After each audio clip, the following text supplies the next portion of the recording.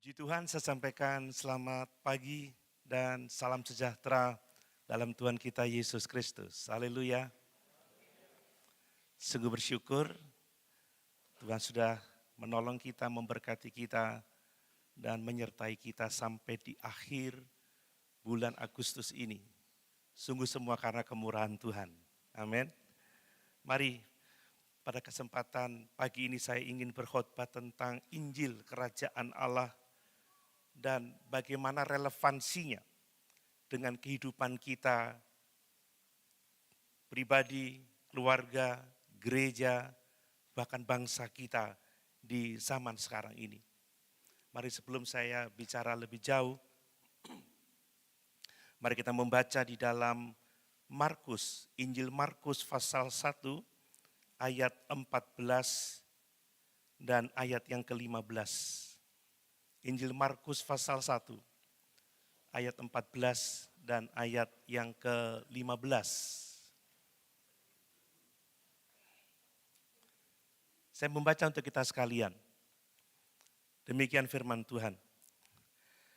Sesudah Yohanes ditangkap, datanglah Yesus ke Galilea memberitakan Injil Allah. Katanya, waktunya telah genap, kerajaan Allah sudah dekat. Bertobatlah dan percayalah kepada Injil. Puji Tuhan. Haleluya. Bapak Ibu Saudara yang dikasih oleh Tuhan, saya harap kita masih ingat pada tanggal 17 Agustus yang lalu, ya, saat saya berkhotbah pas di hari peringatan kemerdekaan bangsa kita, saya menyampaikan dalam khotbah itu bahwa kemerdekaan kita sebagai bangsa, kemerdekaan secara politik yang kita miliki itu sifatnya sementara. Amin Bapak Ibu. Itu sebabnya kita tidak hanya mensyukuri kemerdekaan politik yang sudah kita miliki, tetapi lebih dari itu, kita mensyukuri kemerdekaan yang jauh lebih besar, yang jauh lebih dalam. Itulah kemerdekaan kita di dalam Kristus. Kemerdekaan secara politik itu bisa hilang Bapak Ibu. Kemerdekaan secara politik itu bisa bergeser, bahkan bisa disalahgunakan bila bangsa ini tidak hidup di dalam takut akan Tuhan. Bila bangsa ini tidak menghormati Tuhan. Sekali lagi, kemerdekaan bisa bergeser. Kemerdekaan bisa disalahgunakan. Bahkan kemerdekaan itu bisa hilang. Karena itu saya menekankan pada waktu itu supaya kita lebih banyak lagi berdoa bagi bangsa Indonesia. Dan hari Sabtu kemarin saya menulis surat untuk Majelis Daerah Jawa Timur supaya kita semua jemaat hamba-hamba Tuhan di Jawa Timur ini berdoa untuk bangsa ini. Bapak Ibu, doa itu bukan sekedar kepedulian kita kepada bangsa ini, tetapi doa itu adalah bukti iman bahwa persoalan bangsa hanya dapat diselesaikan oleh Allah kita. Kita kalau berdoa kepada Allah untuk masalah pribadi, untuk masalah keluarga, untuk masalah jemaat, itu tanda iman sebenarnya. Tuhan, hanya Engkau yang sanggup menolong. Tuhan, hanya Engkau yang sanggup memberkati. Makanya mari kita menjadi jemaat yang berdoa. Renungan saya di audio kemarin, kalau kita tidak bisa hidup tanpa bernafas, maka gereja tidak bisa hidup tanpa doa. Bukan hanya bentuk kepedulian, tetapi ini adalah bukti iman kita kepada Allah, bahwa Dialah yang berkuasa menolong kita, berkuasa memberkati kita, dan bangsa ini hanya akan dapat tegak berdiri oleh karena berkat dan kemurahan Tuhan. Itu sebabnya Bapak Ibu, mari kita terus banyak berdoa buat bangsa ini. Hari-hari ini kita melihat luar biasa, kita sedang diguncangkan dengan demo dalam skala yang sangat besar, serentak di berbagai daerah, kota provinsi, bahkan di ibu kota. Ngeri Bapak Ibu ya, saya mengikuti baik di tayangan atau secara live streaming. Kita melihat kengerian yang begitu luar biasa. Puji Tuhan Jember kondusif ya, tidak terlalu yang seperti apa begitu ya. Hal ini mengingatkan kita sebenarnya bahwa persoalan bangsa, bahkan persoalan kita pribadi, persoalan dalam keluarga kita, persoalan di jemaat ini, itu bukan terjadi hanya soal ekonomi, bukan soal politik atau hal-hal yang lain. Persoalan bangsa, persoalan pribadi, persoalan keluarga, persoalan jemaat itu sebenarnya disebabkan oleh siapa yang sesungguhnya memerintah di dalam hati kita. Siapa yang sesungguhnya menguasai hidup kita ini Bapak Ibu. Kalau bukan Allah yang menguasai hidup kita, kalau bukan firman yang mengontrol hidup kita, yang mengendalikan hidup kita. Dan kalau kita dikuasai oleh kepentingan kita sendiri, dikuasai oleh kebencian, dikuasai oleh dosa, dikuasai oleh amarah, maka tidak ada politik yang benar-benar bisa membawa damai sejahtera. Lah bagaimana kalau pemerintahnya tidak takut akan Allah, mencari kepentingannya sendiri, tidak memikirkan kesejahteraan warga bangsanya. Bagaimana kalau wakil rakyat tidak sungguh-sungguh mewakili rakyatnya, tetapi mewakili dirinya sendiri? Bagaimana kalau suami mementingkan egonya sendiri, bukan kepentingan istri dan anak-anaknya dan sebaliknya seperti itu? Bagaimana kalau dalam jemaat ini kita tidak memikirkan kepentingan pekerjaan Allah, kemuliaan Allah, hanya memikirkan diri kita sendiri, maka tidak akan ada damai sejahtera, tidak akan ada berkat, tidak akan ada sukacita Bapak Ibu. Jadi persoalan ini adalah siapa yang memimpin hidup kita? Siapa yang menguasai hidup kita? Itu sebenarnya persoalannya. Ya dalam hubungan rumah tangga juga seperti itu. Kenapa suami istri tidak akur, orang tua anak tidak berdamai? Karena hatinya tidak dikuasai oleh Yesus.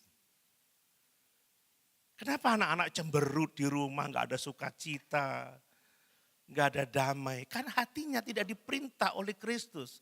Kenapa terjadi anarki yang begitu luar biasa mengerikan?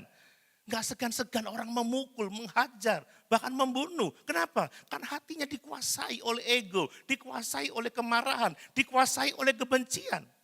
Mengapa kita tidak bisa menyembah Tuhan dengan benar? Karena siapa yang menguasai hati kita, itu yang menentukan sebagai bagaimana penyembahan kita kepada Allah. Siapa yang memerintah atas hidup kita hari-hari ini? Hendaklah itu Yesus Kristus juru selamat kita. Amin.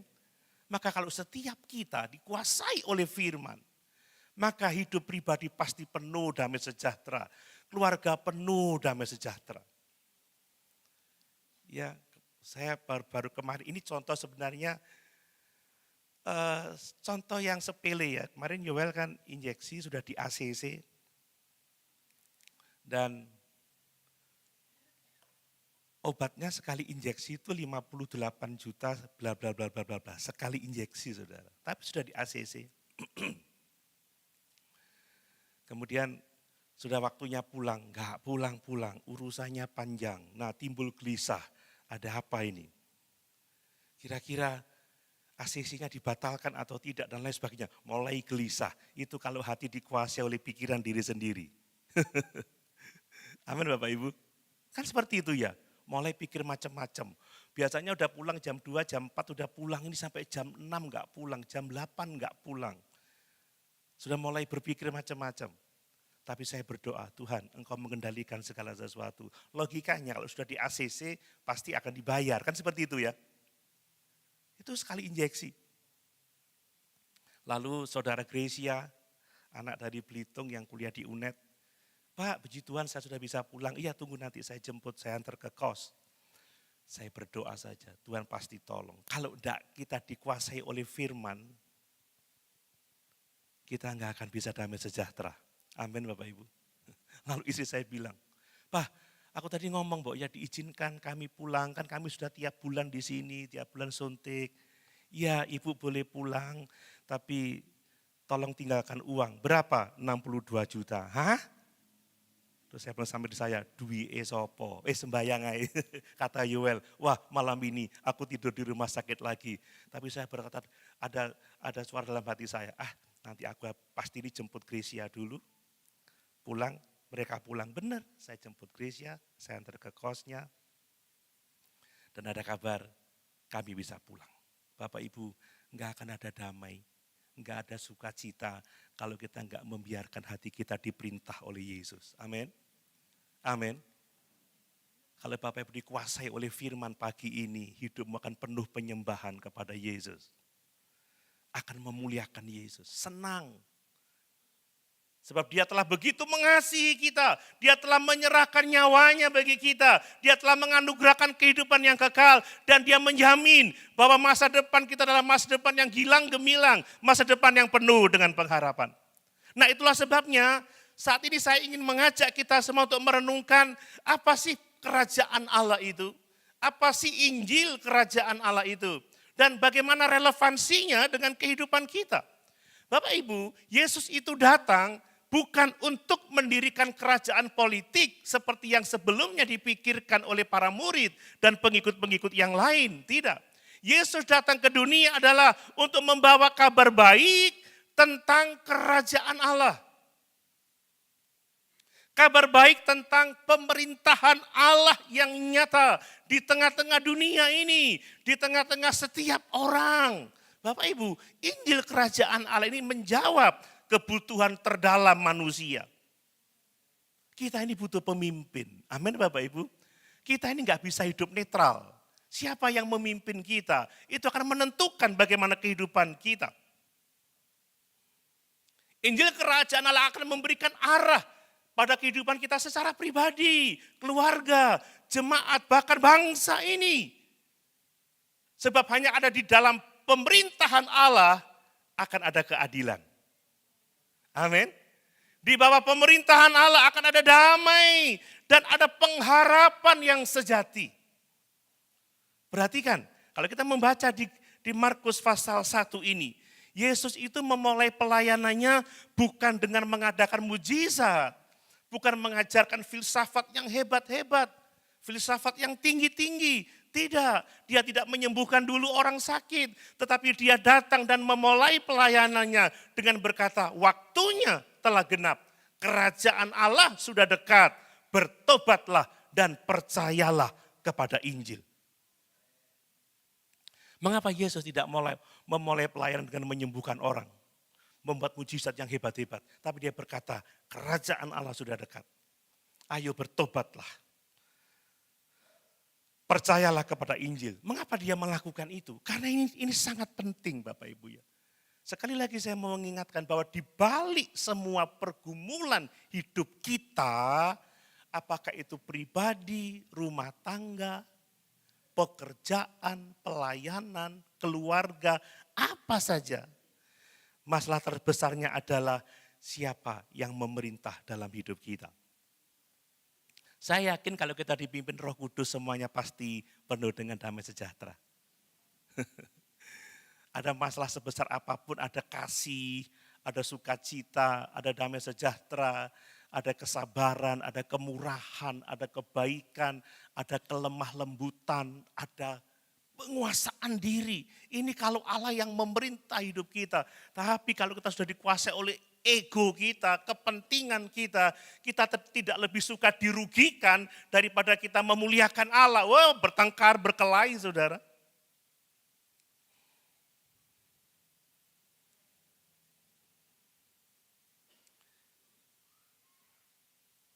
Jadi ini persoalannya.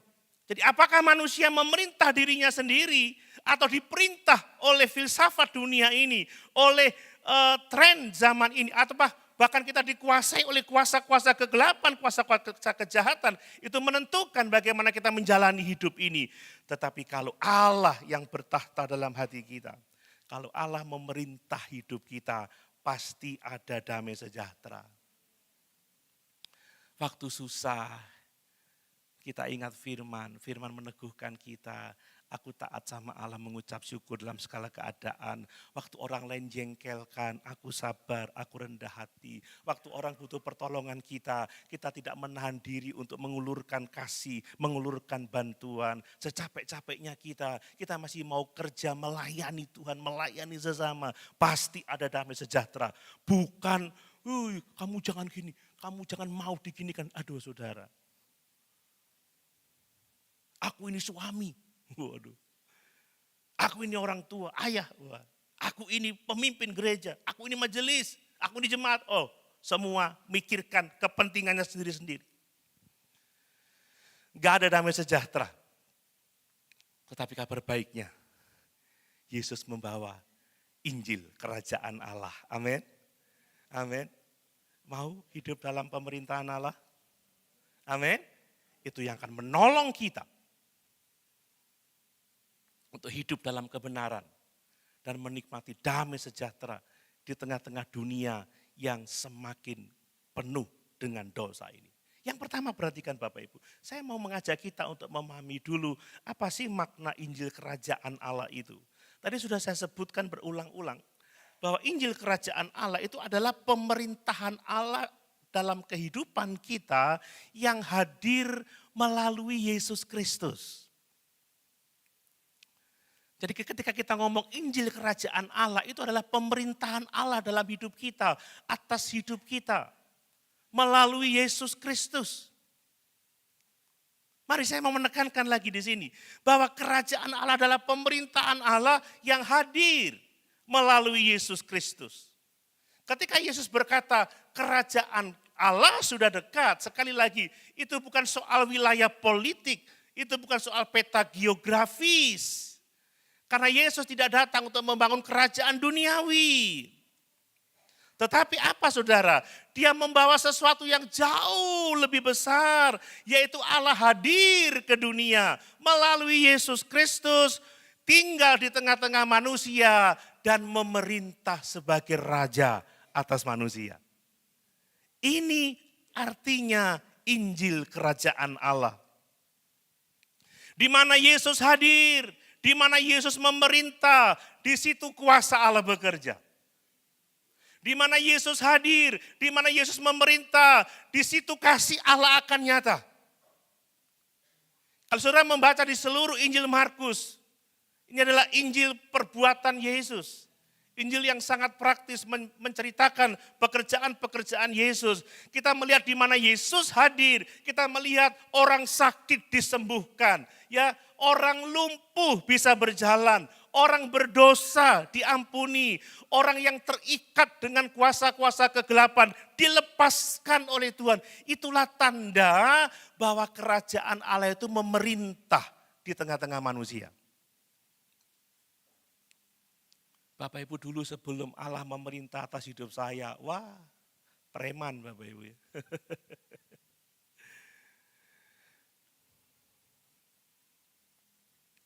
Tapi setelah Allah memerintah dalam hati hidup ini berubah. Ada buah roh, amin. Ada karakter Yesus. Kalau orang masih marah-marah, sukaannya bawaannya bawel gitu ya. Seperti lagunya siapa itu? Rewel. Gini salah, gitu salah, rewel. Nanti song leadernya gimana dikit, udah rewel. Kebaktian apa, pemain musiknya kebanteran didik. Wah, khotbah rodok suwi, rewel. Siapa yang memerintah dalam hati kita, saudara? Haleluya.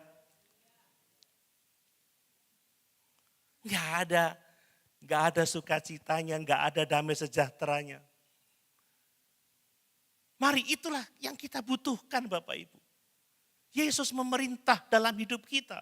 Kalau Bapak Ibu membaca di dalam Injil Markus pasal 1 ayat 28. Ketika Yesus hadir di rumah ibadah di Kapernaum. Yesus mengajar dengan kuasa. Lalu ada seorang yang kerasukan roh jahat datang kepada Yesus. Apakah maumu, hai anak manusia, apakah engkau akan menghukum aku? Aku tahu siapa kamu. Dan ketika Allah hadir di dalam diri Yesus Kristus, lalu apa yang terjadi? Yesus mengusir setan dari pada orang itu. Dan kita melihat bagaimana orang itu dipulihkan dari belenggu kuasa-kuasa kegelapan. Dan hidupnya menjadi baru. Amin. Ini kalau Yesus hadir. Kalau Yesus ada. Lalu dalam Markus pasal 2 ayat 5 sampai 12, kita tidak usah baca terlalu panjang Bapak Ibu ya. Yesus mengampuni dosa orang yang lumpuh, lalu dia menyembuhkannya. Aku mengampuni kamu, berdirilah, angkatlah tilammu dan berjalanlah. Itu menunjukkan bahwa ketika Yesus hadir, tidak hanya ada kelepasan dari kuasa-kuasa kegelapan, tidak hanya ada kesembuhan dari sakit penyakit, tetapi ada pengampunan dosa. Jadi Injil Kerajaan Allah itu bukan sekedar teori rohani, teologi yang bagaimana, tetapi ini adalah berita yang nyata bahwa jika Allah itu hadir memerintah atas hidup kita, atas keluarga kita, atas gereja kita, atas bangsa kita, akan ada mujizat yang besar.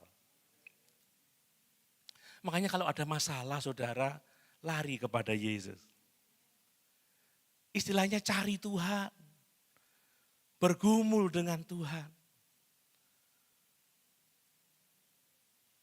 Ya kadang kita mengalami kelelahan fisik, mengalami kelelahan mental, tekanan sana sini. Tidak hanya itu ada tekanan secara rohani. Tekanan dari dunia ini seperti yang saya khotbahkan minggu lalu. Kita tidak pernah lepas dari pencobaan. Tekanan dari kuasa-kuasa kegelapan. Saudara, semua akan bisa dapat diatasi. Semua ada jalan keluarnya kalau Yesus hadir dan memerintah atas hidup kita. Ingat, perintah Allah kepada bangsa Israel ketika menghadapi peperangan demi peperangan. Jangan takut, jangan gentar, aku yang berperang ganti kamu. Mungkin Bapak Ibu Saudara menghadapi masalah hari-hari ini. Seperti yang kami juga hadapi. Tidak ada cara lain, tidak usah panik.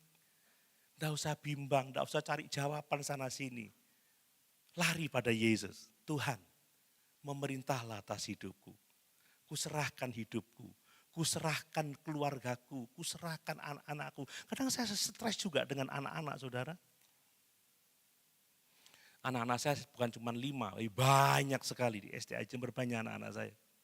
Kadang stres juga. Tapi kalau Yesus hadir, Yesus memerintah, ada pemulihan. Ada berkat. Gereja ini juga ada masalah. Mungkin di wadah-wadah ada masalah. Siapa yang memerintah? Pengurus wadah. Siapa yang memerintah? Anggota wadah. Kalau Yesus yang memerintah, ada jawaban. Amin. Itu Injil Kerajaan Allah. Bahwa Allah itu memerintah melalui Yesus Kristus. Itu jawaban yang kita butuhkan. Yang berikutnya Bapak Ibu. Injil Kerajaan Allah itu sifatnya sudah hadir tetapi juga belum. Belum dalam artian belum dinyatakan dengan sempurna. Nah ini saya membahas teologi sedikit Bapak Ibu. Ini penting bagi kita. Teologi itu bukan sesuatu yang bagaimana ya. Itu adalah pengetahuan tentang Allah dan hubungannya dengan kita manusia. Amin. Itu teologi. Apa yang Alkitab katakan tentang Allah, tentang kita. Jadi kerajaan Allah itu sifatnya dia sudah hadir sekarang, tetapi belum digenapi secara penuh. Perhatikan, dia sudah hadir sekarang. Bagaimana kita bisa tahu bahwa kerajaan Allah itu sudah hadir sekarang? Kalau kita bicara tentang Allah memerintah kita melalui Yesus, maka kita sudah merasakan tanda-tanda kerajaan Allah itu sekarang.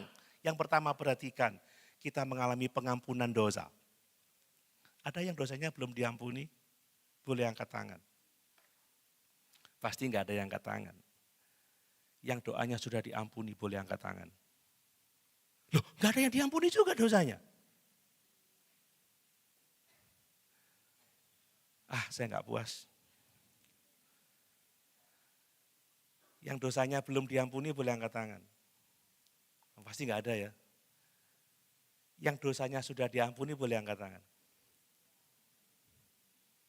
Masih ada yang takut gini-gini.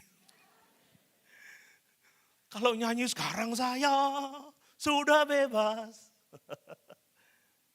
Saudara, itu tanda-tanda kehadiran kerajaan Allah. Kalau Allah ada bersama-sama dengan kita, hal yang pertama dianugerahkan adalah pengampunan dosa.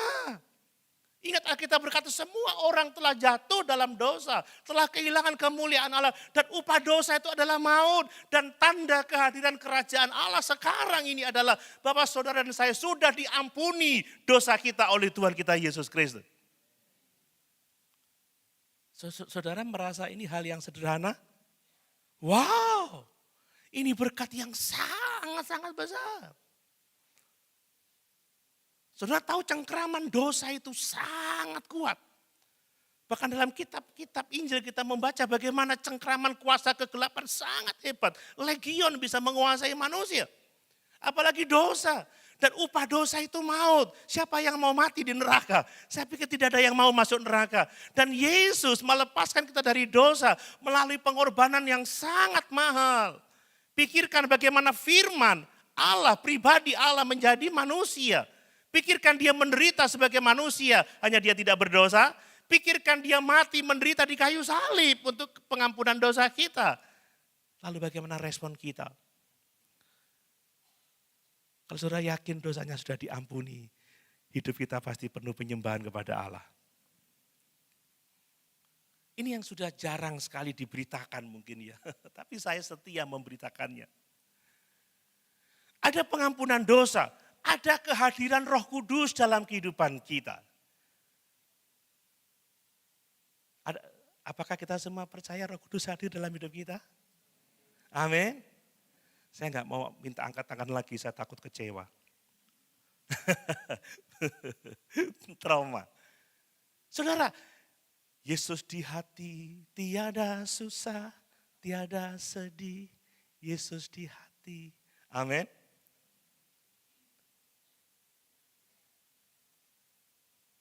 Itu tanda sekarang Yesus sudah ada bersama-sama dengan kita. Hidup kita diperbarui, itu tanda Allah memerintah dalam hidup kita. Dulu kita sukanya bawaannya emosian, marah, tidak bisa menguasai diri, tidak bisa setia, janji tapi mengingkari seperti lagu dangdut lama itu. Kau yang berjanji. Oh, nggak ada yang nyambung berarti nggak tahu. Ya, kau yang berjanji, kau yang mengingkari. Kalau ada kesetiaan, ada perubahan hidup, kau yang berjanji dan kau menggenapi, itu anak Tuhan, saudara. Itu bukti bahwa Allah hadir dalam kehidupan kita. Kita nggak main-main lagi dengan dosa.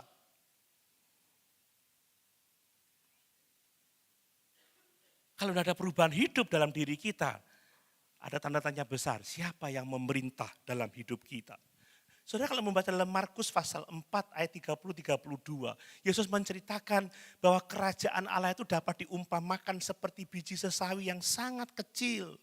Tetapi ketika itu ditanam biji itu akan bertumbuh menjadi tumbuhan lebih besar daripada sayur-sayuran yang lain. Artinya sejak Yesus hadir di dunia ini, kerajaan Allah sudah bekerja sampai hari ini. Melalui kematiannya di atas kayu salib, melalui kenaikannya ke surga, memberikan Roh Kudus kepada kita, dia bekerja sampai hari ini. Amin.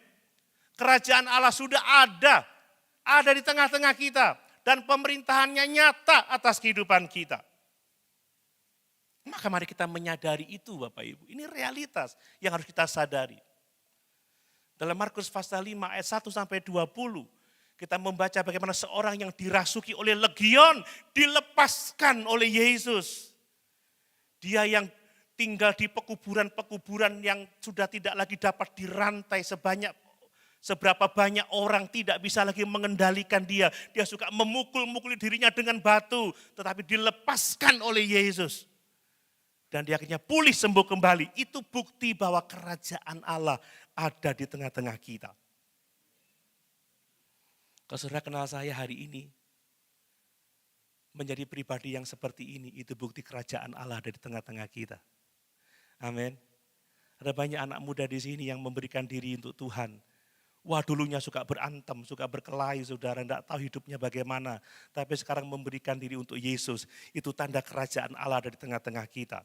Kalau anak-anak kita rajin sekolah minggu, tadi ada anak-anak kecil yang bergereja sama papanya digandeng semangat. Itu bukti kerajaan Allah dalam kehidupan kita.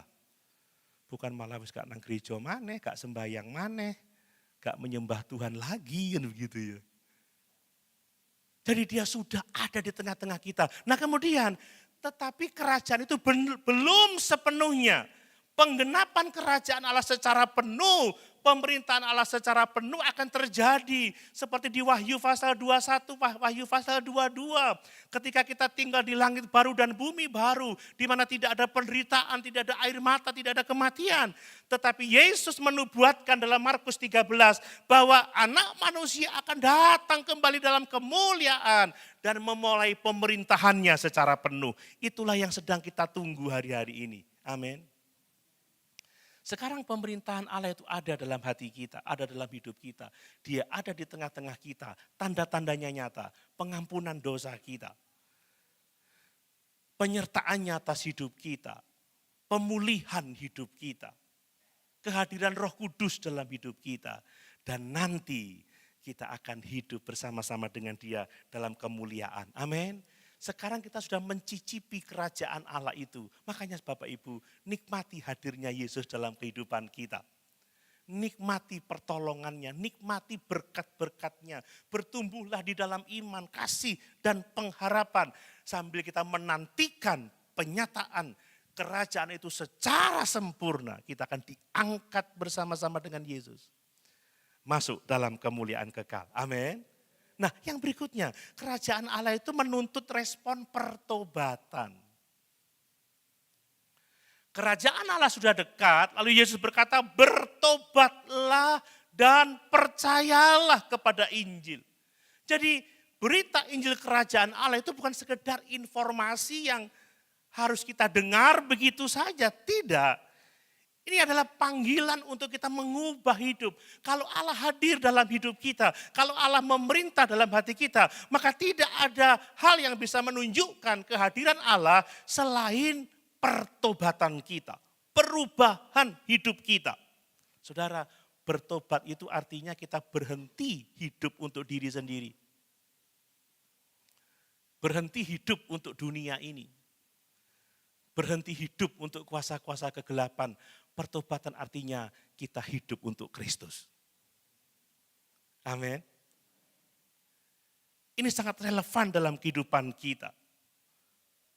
Kita tidak bisa berdoa, Bapa kami yang di surga, dikuduskanlah namamu, datanglah kerajaanmu, tapi kita masih hidup dalam dosa-dosa kita. Kita hidup dalam manusia lama kita, kita hidup dipimpin oleh ego kita, dipimpin oleh dunia, dipimpin oleh kuasa-kuasa kegelapan. Tidak bisa. Mari berhenti menuruti keinginan daging. Berhenti mengikuti tren dunia ini, tapi mari kita mengikuti Yesus. Mengikuti Yesus setiap hari dalam kehidupan kita. Bapak Ibu dalam Markus pasal 2 ayat 13-17, Yesus memanggil seorang Lewi dalam pelayanannya. Dia seorang pemungut cukai. Lalu Yesus dia memanggil banyak orang berdosa. Dia makan bersama-sama dengan orang berdosa. Apa yang dituntut dari Yesus memanggil Lewi? Pertobatan. Lewi, tinggalkan kehidupanmu yang lama. Tinggalkan pekerjaanmu yang penuh dengan dosa itu. Tinggalkan kejahatanmu. Kita tahu Lewi itu pemungut cukai itu sukanya memeras, sukanya menipu, menyusahkan rakyat. Sehingga demo besar-besaran. Ya, pajak naik tinggi. Saya lalu lihat TikTok yang meme-meme yang lucu-lucu itu ya. Meme itu gambar-gambar yang lucu itu. Harta kita itu diberikan dalam 3 cara, amal, amanah, lalu pajak dipentung yang ngomong itu saudara. Kalau pajaknya benar ya enggak masalah, memang itu tanggung jawab kita untuk mengisi kemerdekaan dengan pembangunan, itu bagian kita. Tapi kalau memeras seperti Lewi ini ya bahaya. Seperti Sakeus, ternyata dia suka memeras, sehingga ketika dia bertobat, Tuhan setengah dari hartaku akan kuberikan dari orang miskin. Pasti itu harta yang tidak halal. Dan kalau ada orang yang kuperas akan kukembalikan 4 kali lipat. Dia bertobat. Lewi, Matius, ini dia bertobat. Dia menjadi pengikut Yesus yang sejati. Berbeda dengan Markus pasal 10 ayat 17 sampai 27. Ketika ada seorang pemuda yang kaya, seorang yang pemimpin. Guru, apa yang harus aku perbuat untuk dapat masuk kerajaan Allah? Lakukan semua hukum Taurat. Sudah, semua sudah kulakukan. Kalau kamu hendak sempurna, pulanglah, jualah segala milikmu dan berilah kepada orang miskin lalu ikutlah aku. Tapi orang ini tidak mau berubah, tidak mau bertobat. Dia masih hidup untuk egonya sendiri, hidup untuk kepentingan duniawi. Dia tidak mau hidup untuk Yesus, tidak mau meninggalkan segala sesuatu untuk Yesus. Dan akhirnya dia pulang dengan tidak diselamatkan. Tapi tidak berarti bahwa kita harus menjual segala sesuatu untuk mengikuti Yesus. Tapi Yesus menekankan harga yang harus dibayar adalah pertobatan. Amin Bapak Ibu. Orang yang hidup dalam kerajaan Allah itu sudah bertobat. Nah ngomong bertobat paling gak enak ya. Tapi itu berita firman, ini berita Alkitab. Kerajaan Allah sudah dekat, bertobatlah.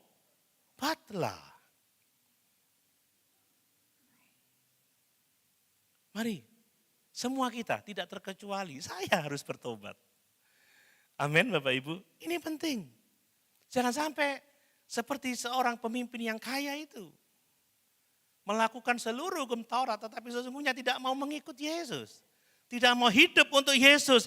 Dan dengan demikian Bapak Ibu, Injil Kerajaan Allah menuntut respon bertobat, percaya kepada Injil, dan menyerahkan seluruh hidup kita kepada Yesus Kristus yang adalah Tuhan dan Juru Selamat kita.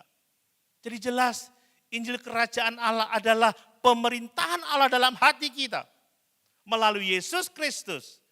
Dan ketika Allah memerintah kita, yang dituntut adalah perubahan hidup. Pertobatan. Fokus hidup memuliakan Allah. Hal yang kedua, saya mau berbicara tentang relevansi Injil Kerajaan Allah di zaman sekarang ini. Lalu apa relevansinya Injil Kerajaan Allah itu? Bapak Ibu, pemerintahan Allah dalam kehidupan kita orang percaya, dalam kehidupan pribadi, dalam kehidupan rumah tangga, dalam kehidupan gereja, masyarakat, bangsa dan negara, itu sangat relevan menjawab semua kebutuhan kita. Di mana letak relevansinya? Yang pertama, saudara, kerajaan Allah, pemerintahan Allah itu menjawab krisis moral dan spiritual. Kita ini hidup di zaman yang disebut sebagai era kebebasan, era relativisme. Kita bebas melakukan apa saja kan seperti itu, semua dianggap benar dan lain sebagainya. Tetapi sesungguhnya masih banyak orang yang masih dibelenggu oleh dosa, dibelenggu oleh kuasa-kuasa kegelapan. Bayangkan sekarang ini yang salah bisa dianggap benar. Itu anggota DPR itu ada di TikTok, saya enggak tahu itu asli atau hoax ya. Kalau saya mengatakan tolol itu artinya pintar. Jadi kalau saya mengatakan orang tolol sedunia itu artinya orang itu pintar sedunia. Loh kalau saya bilang susah saudara. Jemaat Tuhan yang tolol sedunia, saudara akan lempar saya dengan batu. Waduh Gary kalau main keyboard tolol sekali. Lah bagaimana semua orang punya kebenarannya sendiri? Bagi saya dosa itu fine-fine saja, itu soal pikiran. Bagi saya enggak masalah, saya buat itu. Yang penting saya enggak merugikan orang, yang penting saya senang, dia senang, why not? Parah sekarang ini. Bahkan pekerjaan Tuhan dihandle dengan cara-cara duniawi. Hati-hati Bapak Ibu. Ini masalah pemerintahan Allah dalam hati. Kita ini mudah dibelenggu dengan hal-hal yang seperti itu. Belum lagi soal hedonisme, kesenangan duniawi, materialisme. Kalau ibadah itu ya terus makan-makan, terus jalan-jalan, hura-hura. Waduh saudara, kata Tuhan Yesus, kalau mau ikut aku memikul salib, menyangkal diri, mengikul salib, mengikut Yesus. Tapi dunia sudah membalik itu. Makanya benar kata Oma Irama, dulu juga sudah pernah saya nyanyikan. Banyak teman di meja makan, kan begitu ya. Tapi teman di meja Alkitab diskusi enggak ada. Coba kalau kaum pria, tapi sudah mulai banyak kok ya. Coba kalau ibadah doa, enggak punya teman kita. Itu aja, lu lagi. Tapi kalau yuk makan, saudara. Ya buktinya saya sendiri loh. Oh. Ini kan karena saya punya banyak teman di meja makan.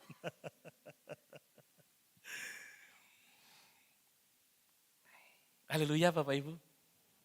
Coba kalau ngobrol di meja makan, 3 jam nggak terasa.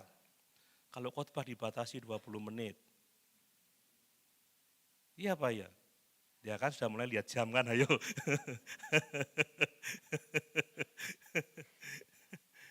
Ini yang menjadi persoalan.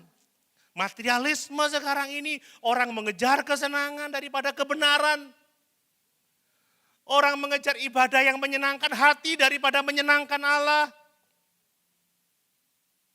Gereja menjadi ladang bisnis, bukan lagi ladang pelayanan. Khotbah-khotbah menjadi khotbah yang menghibur, yang memotivasi, bukan menuntun orang kepada Yesus, kepada kerajaan Allah. Hati-hati Bapak Ibu. Jangan sampai ujung-ujungnya kita melihat kematian. Amin. Karena kata Tuhan Yesus, barang siapa yang keluar dari ajaranku, dia keluar dari persekutuan dengan aku. Dia keluar dari kehidupan yang kekal. Makanya saya itu masih percaya konsep remnant. Pada masa Nuh, berapa yang selamat dari jutaan orang? 8 saudara. Enggak banyak. Mungkin kalau saya pendeta di zaman itu, jemaat saya cuma Nuh, istrinya, ketiga anaknya dan ketiga menantunya, sedikit. Tapi jadinya Alkitab berubah, yang selamat enggak 8. Tetapi 13, karena saya suami istri, anak saya 5, kan begitu ya. Tapi intinya sedikit yang setia itu. Pada zaman Elia, hanya 7.000 orang dari jutaan orang Israel yang setia kepada Allah. Pada masa intertestamental, Injil gak lagi diberitakan. Orang tidak setia kepada Allah lagi. Pada zaman Yesus, Yesus berkata, ketika anak manusia datang, adakah iman di bumi? Ini yang penting kita perhatikan Bapak Ibu. Mari, ya di tengah-tengah kebingungan moral seperti sekarang ini, kebingungan spiritual, Yesus adalah Raja yang memerintah atas kehidupan kita. Amin. Firman-Nya adalah standar mutlak bagi kehidupan kita. Iya, kata Tuhan Yesus, yang menajiskan orang itu bukan apa yang masuk ke mulut, babi kecap, nasi madura, ya toh, es cendol, bukan itu. Tetapi yang keluar dari dalam hati ini yang menajiskan orang. Dan Yesus menyelesaikan krisis itu dengan pengampunan dosa. Dengan pengudusan. Kalau Allah sudah menyucikan kita, menguduskan kita, hidup kita juga akan kudus. Amin. Jadi kerajaan Allah itu bukan soal aturan, bukan sekedar pendidikan, tetapi pertobatan yang sejati, hidup baru di bawah pemerintahan Allah. Dan Yesus mengatakan hukum yang terutama adalah kasihlah Tuhan Allahmu dengan segenap hatimu, jiwamu, kekuatanmu, akal budimu, dan kasihlah sesamamu manusia seperti dirimu sendiri. Ini relevan bagi kebutuhan kita. Kalau mau melihat anak-anak kita moralnya baik, rohaninya baik. Kalau gereja mau moralnya baik, rohaninya baik. Masa namanya Immanuel Ebenezer tapi begitu? Kalau Doni Herianto masih enggak ketahuan saudara. Nama apa Doni Herianto itu? Apa artinya itu? Tapi kalau Immanuel Ebenezer, lalu begitu enggak ada pemerintahan Allah dalam hidupnya. Amin. Kemudian, apa relevansinya bagi kita, kerajaan Allah? Karena dalam pemerintahan Allah, Allah itu memerintahkan kita untuk menjadi garam dan terang bagi dunia ini. Amin. Ini relevan. Kalau kita sungguh-sungguh percaya Yesus, kita hidup di dalam kepemimpinan Yesus, dia berkata, kamu adalah garam dunia, kamu terang dunia. Saya sudah khotbahkan itu ketika saya berkhotbah tentang perilaku Kristen. Bahwa yang dibutuhkan oleh dunia adalah teladan. karakter Kristus yang tampak dalam kehidupan kita. Mulai di rumah, membangun kasih, membangun kebersamaan, sukacita dalam hubungan, relasi. Kalau bangun pagi ya saling sapalah, selamat pagi Ma, selamat pagi Pa. Haleluya Bapak Ibu. Bukan, hello Google, hello Siri. Tahu Siri, yang punya iPhone tahu. Ya kan yang dicari meta chat kan begitu. Sudah nggak lagi dekat, udah sibuk dengan gadgetnya masing-masing. Di tempat kerja, mari kita menunjukkan kasih, menerangi, menggarami, menunjukkan kebaikan hati. Saudara, bahkan Tuhan Yesus berkata seperti ini, kalau orang mau jadi terkemuka, harus melayani semua orang. Amin Bapak Ibu. Kalau saudara mau menjadi besar, harus menjadi baik untuk semua orang, menolong, memberkati, itu kuncinya. Dan Yesus menjadi teladan bagi kita. Anak manusia datang bukan untuk dilayani, tetapi untuk melayani dan memberikan nyawanya menjadi tebusan bagi banyak orang. Amin. Bukan aku datang untuk dilayani, aku datang untuk dihibur, aku datang untuk mendapat yang aku butuhkan. Tidak. Dia layak disembah, dia layak dipuja karena dia pencipta segala sesuatu. Tetapi dia datang untuk memberkati kita. Itulah relevansinya. Nah kemudian kerajaan Allah itu memberikan pengharapan bagi kita di tengah-tengah krisis global seperti sekarang ini. Saudara jujur aja, ini akhirnya seperti apa ya keadaan negara kita? Kalau dulu ada yang meramalkan 2030 Indonesia akan bubar, ramalan Joyoboyo mengatakan Jawa akan tenggelam, saudara. Ada yang pernah baca ramalan Joyoboyo? Tidak usah ya, saya dulu tahu ramalan itu kadang-kadang bapak saya suka membaca ramalan itu. Saudara. Bagaimana masa depan? Perang, krisis ekonomi, ketidakpastian politik, bahkan kehidupan yang semakin sulit. Bapak Ibu, banyak orang yang takut menghadapi situasi ini. Ya, tetapi perhatikan, Yesus adalah penguasa atas hidup kita. Yesus raja atas dunia ini. Ketika Yesus bersama dengan murid menghadapi badai gelombang di Laut Galilea, dia berkata apa? Diam, tenanglah. Itu memberi pengharapan kepada kita. Kalau Yesus ada dalam kehidupan kita, dia sanggup meredakan semua persoalan ini. Dia sanggup mengatasi pergumulan kita. Apa yang kita hadapi, jangan takut. Asal Yesus ada dalam kehidupan kita. Asal dia memerintah, diberi hak bebas menuntun hidup kita. Dia tidak akan membawa kita kepada keadaan sukar yang menghancurkan kita. Tetapi dia gembala yang baik, takkan kekurangan aku. Dia membaringkan aku di padang yang berumput hijau. Dia menuntun aku ke air yang tenang. Amin. Saudara membaca di Alkitab, Yesus menyembuhkan anak Yairus yang mati. Yesus memulihkan seorang yang pendarahan selama 12 tahun itu ya, ngeri. Ada banyak masalah yang sepertinya tidak punya harapan. Aku sudah nggak bisa sembuh lagi Pak Pendeta. Masalahku sudah enggak bisa lagi. Saudara, Yesus sanggup mengatasi apapun masalah kita. Saya khotbahkan minggu sore 2 minggu yang lalu. Bahwa pencobaan-pencobaan yang kita alami itu pencobaan-pencobaan biasa. Yang tidak melebihi kekuatan kita. Dan Allah tidak pernah membiarkan kita dicobai melebihi kekuatan kita. Dan saat dicobai, dia memberikan jalan keluar bagi kita. Amin. Menghadirkan pengharapan. Ya. Yesus sanggup menolong kita. Menolong keluarga kita. Menolong pekerjaan kita, menolong pekerjaan Tuhan di tempat ini. Amin. Menolong bangsa ini.